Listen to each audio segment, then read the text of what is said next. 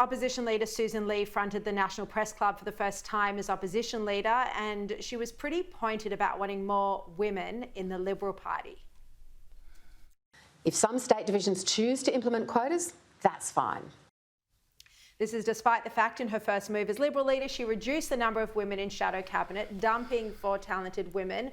Bronwyn, do you agree that the party should now be open to quotas? I'll never agree to quotas, ever, because I think it's an insult to women that they can't be judged simply on what they've got to offer.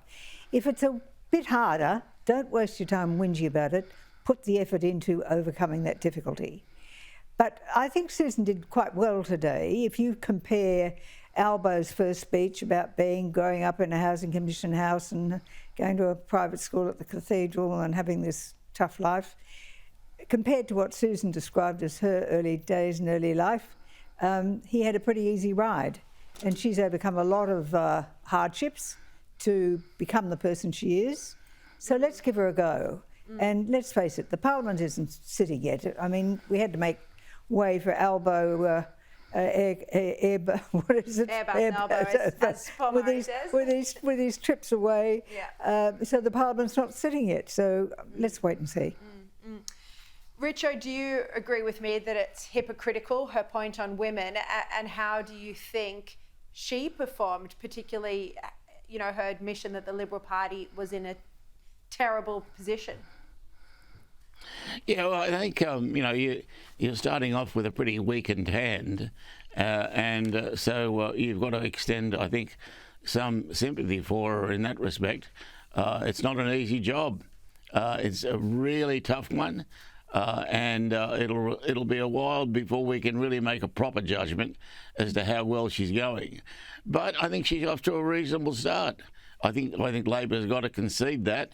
It's like you know, when Tony Abbott became leader, people were in the Labor Party were rubbing their hands with glee, saying, you know, isn't this terrific? Didn't turn out so well. I think you've got to remember that. But Richo, it's been nearly 3 months since the election and the Liberals are nowhere. They haven't even started having a debate about energy policy. No, the Liberals are in a mess. There's no doubt about that. And there are plenty of examples of it. I think the difficulty is going to be trying to sort out a coherent policy line. You know, they don't have a policy line. They've got a few policies, but they don't necessarily gel really well together. And it's a difficult job to make that happen. But that is her job. That's what she's been given the task for. So she's going to have to overcome it. Bronwyn, just quickly, it just looks like they're kicking the energy debate down the road, doesn't it? When are they actually going to have it?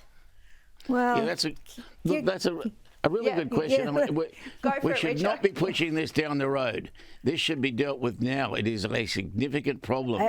But Albo, you've got a ridiculous policy in the Labor Party with regard to energy. It is unaffordable. It is sending us bankrupt. It's destroying the countryside. It's destroying wildlife. But at It's least they have a policy. The Liberals don't even have a policy. Well, let's see that some of us in the Liberal Party have always had a policy, and it is that net zero should never have been agreed to by Morrison, and that the answer is we have to have affordable, reliable energy source. What do you think, very quickly, I'm so out of time, but Richo, you think the Liberal Party should dump the net zero commitment or not? Would that be a good political decision?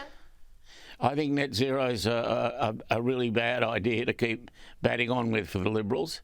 And I think they'd save themselves a lot of strife if they just got away and just said no, nonsense.